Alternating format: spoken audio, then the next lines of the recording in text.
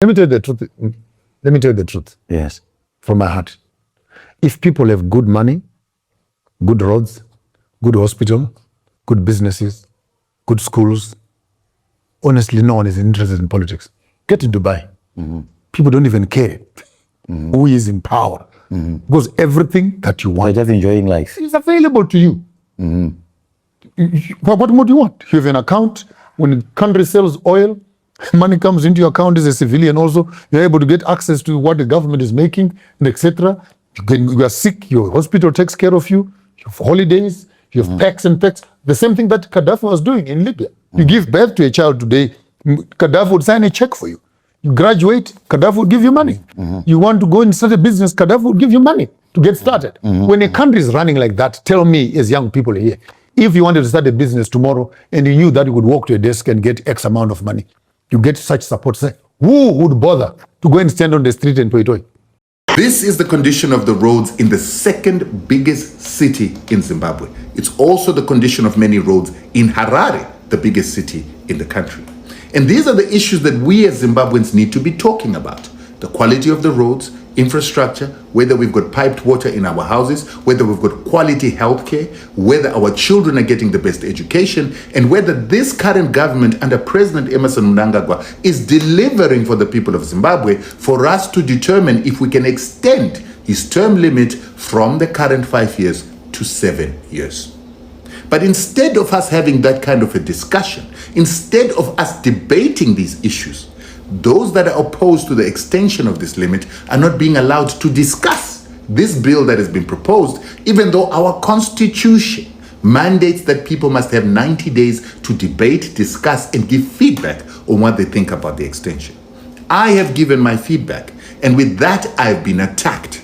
I've been attacked by people saying that I am bitter. That's why I do not support the amendment. They say that I am bitter that I was not given $1 million in order to campaign for the president to get given this extension. They say I'm bitter because my South African investors came into Zimbabwe, were arrested for not following procedures. And I've also been said that I'm bitter because I did not get a position in government. Then, of course, there's the other argument where they're saying that I've been paid by a white billionaire to oppose the extension of the current president because we support another person to take over from this current president. All these stories are nonsensical. But at the end of the day, I want you to put yourself in my feet. If you were me, how would you justify us saying that the current president needs a term extension when he cannot fix the roads in 7 years and his second biggest city, including the first biggest city, has got roads in the city center that look like this? How do I justify supporting this? How do I justify supporting the extension of a term limit for a president that has failed in the past 7 years? So do I have a bone to chew like they say? No, I don't. You've never seen me bringing out a single video like this in my life because I've always told the good Zimbabwe story. I've always been about promoting Zimbabwe, giving it good PR so that we get investment. But right now, our constitution is potentially under threat. And this is not the time for PR, but it's the time for us to truly reflect whether the current leadership should continue or we need new leaders to come on board. I've been clear. We need younger leaders, and I've got a number of billionaires that I feel should come through. And some of those billionaires are people I'm fighting with now, and I knew that I'll be fighting with them for saying that we don't need the current president to continue after these results. Many of you saw me fighting successfully and removing the sanctions on Zimbabwe. Discussions on me being paid millions for this work were currently taking place. But of course, when I differ with the president, that won't happen. However, the spirit of Zimbabwe has come upon me and it says no to a term extension without referendum. And I'm sacrificing what is mine for the nation. Particularly when we get power. There's a saying that says power tends to corrupt. Absolute power corrupts absolutely. And my fundamental objection to this entire amendment bill is founded on that principle. I was a member of COPAC. I was a co-chair of COPAC at the beginning. I was in the deadlock breaking committee of COPAC. And COPAC resulted in a constitution in 2013, which was a delicate balance that sought to achieve the balance of powers between the executive, the legislature, and the judiciary. Now, I don't have sufficient time today to go into everything in detail, but the fundamental problem with this is that it distorts that balance. It gives the president too much power in appointing senators. It gives the president too much power in appointing judges. It gives the president too much power in appointing people like the Registrar General who are responsible for the voters' roll. It also undermines some of the critical elements of our society. Let's look at chiefs for a moment. Chiefs are our equivalent of royalty. It is hereditary. People in rural areas in particular look up to chiefs. They say that chiefs are the neutral arbiters. As we know in the rural areas, chiefs are responsible for arbitrating. Now, if chiefs can become partisan, they become partisan arbitrators, and that is fundamentally wrong. But my principal objection to this is the extension of terms by 2 years. And I say it for two reasons. Firstly, there is a very clear provision in our Constitution, Section 328, subsection 7, that says that if the effect of any amendment is to give an incumbent further time in office, then it must be subjected to a referendum. And that applies to the president, it applies to MPs, it applies to councillors. If the effect, and I'm quoting verbatim, the section says, if the effect is to extend the power, it doesn't matter how you do it, if the effect is to extend, then there has to be a referendum. And whatever we think about this bill, whether we support it or not, those provisions which will extend the office of incumbents, including myself, must be subjected to a referendum. So that's the legal argument, but there's a moral argument as well. And let me speak personally. I was elected to Parliament 3 times, twice to the lower house, once to the Senate, elected, not on proportional representation. In 2023, I was elected to my present office with a majority of 86%. I suspect that's one of the highest majorities in the country. But my mandate was for 5 years. That was the contract between the electorate and me as a councillor. They elected me for 5 years. I can't then, as an elected official, arbitrarily extend my own term of office without a mandate from the people. And so what I was going to say to the committee members is follow my example. I've said publicly, and I say it again today, that my term as a councillor is 5 years. Come the end of that 5 years, whether this bill is passed or not, my term will finish because that is the moral and the correct thing to do. And I urge honourable members, if they are people of integrity, if this is not subjected to a referendum, if they do not get the mandate of the people, then at the end of their 5 years, they should stand down as I will. So you will see from this that in the short time that we've had available today, I have not had time to go into the detail of this. But suffice it to say, and let me conclude by saying that I have multiple objections to it. And I urge the parliamentarians to vote this down when it eventually comes to it. Thank you. Any questions, guys? But who can? There's a question over there. You guys, we are not going to. I want a contract, but contract. Want to withdraw a contract? Sorry, sir. Just a second. Sorry. I'm sorry. Could I? Want to withdraw a contract? A small little sideway road that is in Gwanda must be fixed. It's the same side road that is in Torashanga, and the same side road that is in Honde Valley, and the same side road that is in Gurube. Okay. To consolidate all these programs and get them running.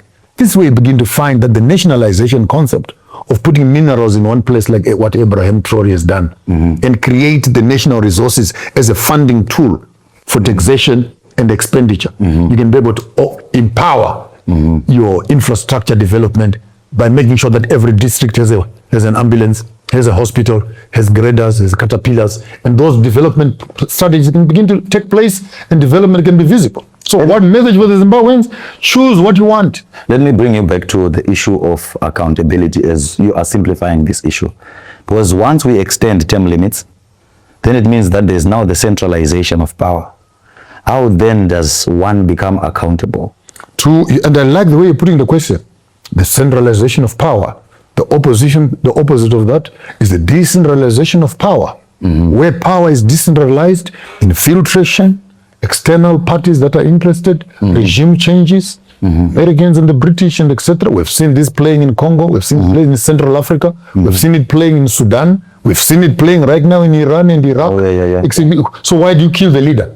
Because you want to decentralize power and get other people involved. So when you have a decentralized power system, so infiltrate, then infiltration is much easier. The centralized power, again, is advantage of will and purpose. But the only problem, it is also prone to abuse, where the centralized power can begin to crush other oppositions that are within it. Of course. So while you're looking at one element, don't forget the other element. The advantages and disadvantages. And I think one thing we lack in Zimbabwe, and I'll say this loud and clear, sometimes our young people lack what I call objective thinking. I don't know what happens when they get consumed in one idea and they think that there's nothing else happening there. I mean, we're in this room, all of us here. There are 4 walls here. Can we say this is all that is in Zimbabwe? No, man. There is a whole world out there. There is Victoria Falls there. There is Nyanga there. There is Mtora Shanga there. So you cannot lock yourself in one ideology as if this is the only idea that we have. So in as much as we think about the disadvantages of a centralized government, let's also think about the disadvantages of a decentralized government. And as you have rightfully put it, China has been able to build a sustainable economy for the past 35 years with the central party, where only each province chooses a person. And these people that have been chosen by their provinces, you lobby your provincial leader to go into parliament. And then from those 1,000 people from all the districts, they now sit together and they choose who will be the president. Because these people understand exactly the NDS 1 and 2 in the Zimbabwean context. They've read it and they understand who is the best man for that job. It has worked for them. Russia, during the Cold War, in the transition, they needed stability. Their system had been infiltrated by CIA and FBI. They needed a police guy. They needed an army. They needed someone who understood the system very well. And 3 to 5 years was not going to work. Putin has been in power. He has built that country into a superpower. The list can go on. For Dubai, which was a desert 30 years ago, now it is a tourist destination, an investment hub for the whole world. Libya was looking like New York. They killed Gaddafi. Libya now looks like the backstreets of Mbare. Decentralization of power. I have 2 follow-up questions to that, to whatever that you've been saying now. So then how then does a leader become accountable? Who calls him to order? You have been talking about the Chinese example. Who calls the leader to order? The problem and the challenge we're facing in Africa, it is that the institutions of power and the governance systems, as we have 3 arms of state.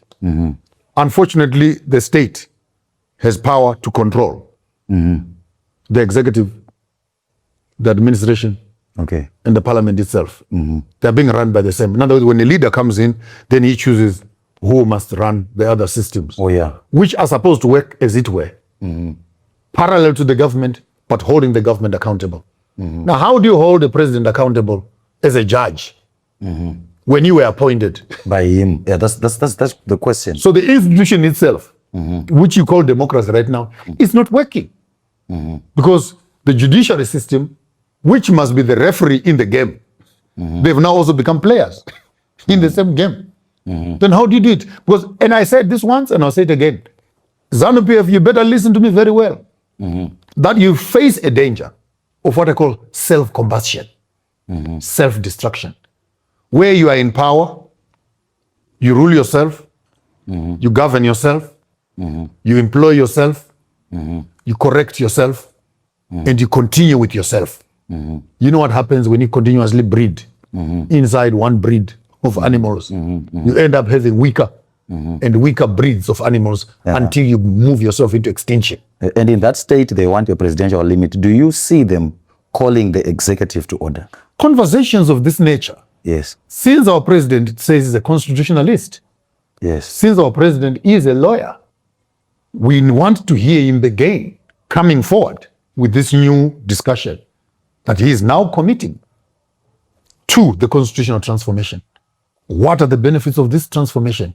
And what is important on what you are raising, we want also to hear him beginning to raise his voice about strengthening of institutions that can hold the presidential office accountable. So systems such as anti-corruption organization, ZEC, and other organizations, the judiciary system in its totality, can actually be able to stand away from the government. So that when the business is being run by civilians and government, the judiciary system can actually be the referee to see who is playing offside and who is not being fair. Issues of declaring your assets before you get into government must be clear. We as people must know, before you got into parliament, what did you have and how did you get it?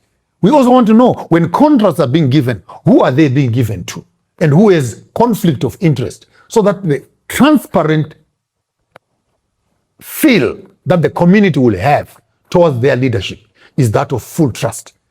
But when lots of things are happening behind the curtains and people just see things happening, gazettes are not coming out, contracts are not being advertised fairly and being distributed fairly, but we seem to feel like they're being given to cronies and etc., then it begins to build mistrust.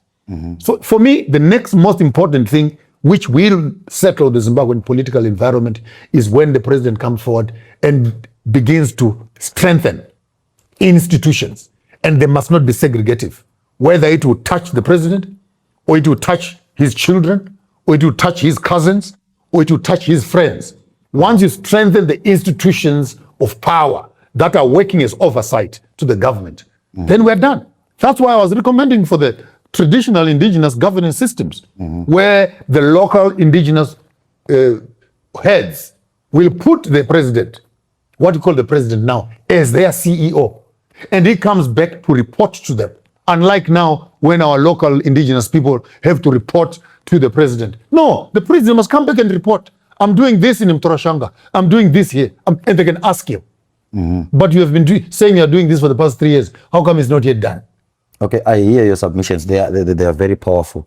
But with the current crop of players, the deep state, do you see them as a wise man calling the president to order, even if we extend the presidential? Unfortunately, to say the least, it is that a camaraderie-based governance system, a camaraderie leadership model, where you gather to yourself people that you grew up with, people that you owe, people that you were together in the trenches, people you feel you need to play soft on them. You're always slapping people on their hands with a soft tap instead of doing justice to the rest. Unfortunately, that also eats into credibility.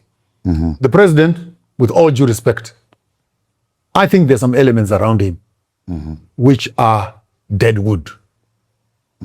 Sorry to say that. We have dead wood within the political circles. Those people are not doing the president justice. They are not doing themselves justice.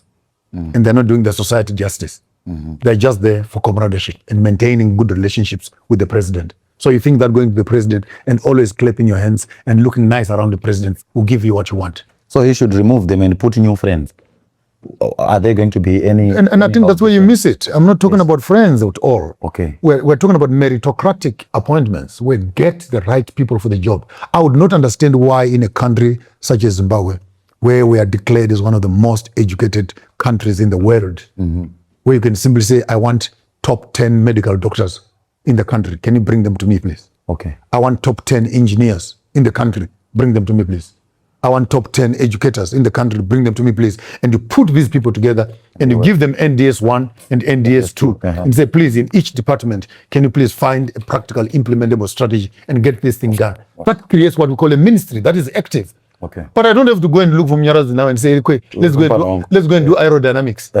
You don't even know what the aerodynamics is by definition, by design, and yet you are there now as a minister of aviation when you don't even have a clue of what. When you change, unotora muno wakatinde ukazuro, kunzi ndiwo Pathfinder director. Agoni yangu saluta does not even know how to tie a ship shank, and he's supposed to be now the one who are get an investiture of it is the chaos that you find of camaraderie leadership.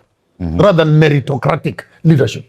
Okay. Now let me take you back. We are meritocratic, based on merit. Technocrats. technocratic. Yeah, but technocrats also have a problem. Oh, yeah. Sometimes they get consumed in their machinery and they forget where the people are. Okay. Yeah. Now let's continue with my second follow-up question. Let's come to the issue of how the president is chosen in this country. Bill number 3 proposes that Parliament elects the president. You've been talking about the Chinese examples, and we have also known countries like Germany and United Kingdom where the president comes from the Parliament. But now we're also talking about power to the people. President Emerson Mnangagwa in 2017, he says the voice of the people is the voice of God. Now, if the president is coming out directly from the Parliament and not directly from the people, is this not taking away power from the citizens and placing it in the hands of political elites? And what does this do to the idea that power comes from the people? Very brilliant concept. If you don't trust your parliament, yes, then the problem is with you. Why do you choose representatives that go to parliament that don't represent your interests? Then who is the problem?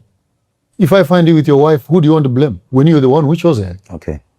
So you have 1,000 people that must choose one person, and you want to blame the person who has been chosen instead of blaming the people who chose the people that are choosing the people. The people who have chosen, the thousands who have chosen this person. Yes. So who is the problem? Is it the chosen person or you who have actually put the wrong people in the parliament? I want you to come again on this point. I want you to come because this is a hot issue in Zimbabwe as of now. This is the people have chosen their House of Assembly representatives, their MP, members of Parliament. Yeah. So by so doing, they've placed the trust in such. Is this what you're saying? They've placed the trust in these people. Whatever that they go and do up there. This cell business, I don't think you understand it in the context I'm saying it. If each constituency has its own representative that truly represents the people, it must not be. And remember, while you're on that, let me be very clear with you. The issues of presidential election only in Zimbabwe, this last election, it costed us conservatively, between 13 and 15 million US dollars just to conduct elections. As we speak right now, Southern Africa, they spent 128 billion on elections only. Elections, T-shirts, slogans, and cars. Do you know how much it costs? It costed Ethiopia to build the dam, but is now powering the whole of Ethiopia and the whole of North Africa. Okay. Guess how much it costs? How much is done? I don't know. I haven't. 800 million. You have spent 128 billion on elections. So are you guys interested in development or are you interested in election? Elections. Okay. Maybe elections have become the lifestyle. That you talk about development, but your wiring is elections. They're always in election mode. And you're spending and this money I'm talking about is not money that is coming from anywhere. It's taxpayers' money. State coffers, okay. So we go into the health budget, we reduce it. We go into the education, we reduce it. Okay. We go into infrastructure, we take that money and we go into campaign. And then this one is one. And then 3 years later, we're already coming back to the same coffers again and scooping money. And by the time we're talking figures such as 128 billion, here we are in Zimbabwe, for example, arguing about the Chinese bringing 1.2 billion. You tell me that, I don't know what's wrong with us. What's wrong with us as Africans? We don't need that Chinese money. Because for elections, we are able to raise this money amongst ourselves. But immediately you talk about investments. No, we don't have money. We don't have money. But for elections, it's there. Okay. It's there somewhere hiding. So this is this lack of political will and prioritization. So by the time we move elections to parliament, those monies that we are wasting on elections, maybe, just maybe, those budgets will go towards development. Okay, I want you to throw some uncomfortable statements, Mkanyi, to the opposition. The president coming from the parliament, being chosen by the parliament, what does it mean to the opposition? It means, what message do you have? It means that the opposition must go back to the constituencies and identify the right people who must represent them. into the parliament, and they can also start opposing from there. Somebody said to me, it means that we now need members of parliament who are working hard, who are visible on the ground. And you see, what you are saying now, it throws away this whole thing of oppositions just being known for oppositions without grassroots engagement. Because for you to get those seats in parliament, and you know that this now is do or die, you need to have a base from where your political voices will be heard from. So now the opposition must go to the grassroots and get enough representation, which is what democracy is founded on. So this means ZANU PF, both ZANU PF and the opposition have to have performing members of parliament on the ground who will be re-elected, who will then choose. You were there a few days ago when I was throwing my own MP under the bus. My own MP from Bigita. Not because I hate him, he's a nice guy. Okay. But he's not performing. Okay. And my lacerating him to pieces did not mean that I don't believe and I don't trust what the president is doing. But the person who has been elected by the community to deliver certain objectives, to deliver certain strategies and programs, if he is failing to do so, then the bug ends with him. He is our representative to the government. So each political party, whether ruling or opposition, must be judged. And this is where the constituency must come into place, where the constituency must hold its representative accountable to the deliverables that they want from him. We want a bridge, we want a road, we want a hospital. And judge your leaders based on what they're delivering, not how loud their voices are on slogans. Okay, I wrote a statement here. It's a question again. If you step up and step back and look globally, many countries have changed term limits or extended power in the name of continuity and development. When talking about countries like China, which removed presidential term limits to allow long-term planning. Russia, you had to go for the reset button, right? Rwanda did the same. The Central African Republic and Burundi have also spoken negatively about Burundi and positively about its neighbor, Rwanda. So they did this. They came up with these changes under pressure, and some people have said this weaken democracy. What is the real lesson that we learn from these things? Can a country truly separate the idea of stability from the risk of power being concentrated in one place? If the power is concentrated in one place, and the one place is powerful and objective, it is a great win. So you're saying if that one source of power, that one centralized power source is delivering the goods, then there's no need for elections. Let me tell you the truth. Yes. From my heart. If people have good money, good roads, good hospital, good businesses, good schools, honestly, no one is interested in politics. Get to Dubai. People don't even care who is in power. Because everything that you want, they're just enjoying life, is available to you. What more do you want? You have an account. When a country sells oil, money comes into your account as a civilian also. You're able to get access to what the government is making, and etc. You are sick, your hospital takes care of you. You have holidays, you have packs and packs. The same thing that Gaddafi was doing in Libya. You give birth to a child today, Gaddafi would sign a check for you. You graduate, Gaddafi would give you money. You want to go and start a business, Gaddafi would give you money to get started. When a country is running like that, tell me as young people here, if you wanted to start a business tomorrow and you knew that you could walk to a desk and get X amount of money, you get such support, say, who would bother to go and stand on the street and toy? Okay. So the whole concept of opposition is people complaining for service delivery. Maybe this is where we need to position that by extending the term. Honorable Mnangagwa, you are setting yourself into a big, big challenge. Because the programs that you are campaigning that you are going to deliver, which is the reason of your extension, you better deliver this project. Because if you don't deliver, and we wish to see those projects that he is saying he is going to deliver. Okay. Are you with me? Yeah. So this is where I want young people in the educated community to come forward. To say, you say you want an extension. What are the reasons? The reason is that there's still some outstanding things that need to be done. 1, 2, 3, 4, 5. We want to complete. Number one, I will say it for you in advance. Number one, we want a stable ZIG before he leaves office. We want American dollar out of the system and we want the ZIG fully functional. Can he promise to deliver that before the end of term? Number two, we want Wangi power station to be fully functional. Can he deliver on that? By the time he goes away, we know that we are now running. Number three, we want lithium and Zimbabwe to be counted on the top 3 countries in the world that is not only producing lithium, but lithium products also.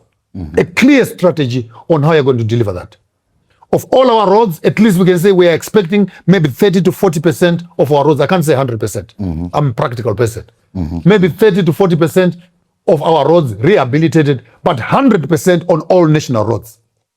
Particularly Chinoi, Bulawayo, Harare, Mzarabani, Butare, the key roads that are connecting cities. Must at least be 100% rehabilitated. No, for me, this is objective thinking. Oh, that's true. Where now we have this small little template in our hands and say, Honorable President, this is what you are promising you're going to deliver. And in the next few years, we're going to monitor and see if these projects are delivered. And in 3 years from now, we should be able to walk back to the president and say, you promised us that. And we can campaign for his continuity or his termination based on his contract. Okay. So we cannot just be waffling in the air and say 2030, 2030. 2030 means nothing to me. What does 2030 bring for us? What does it deliver? What can it? We can hold the president and his team accountable and say, you promised us this in 2026. In 2030, it is here. What is it? Okay, I will not ask whether he has delivered something yet or not. No, you know, he has delivered. He has delivered a few. Yeah, today I'm just asking. I'm not. And I will ask you also. You're not asking. You ask me some other time. I will sit on that seat. It's me. You ask. Remember, it's me you are dealing with. Yeah. So, You tell me what you think in the comment section. I'd love to hear your thoughts. Until next time, God bless you and God bless Zimbabwe. I love you. Bye for now.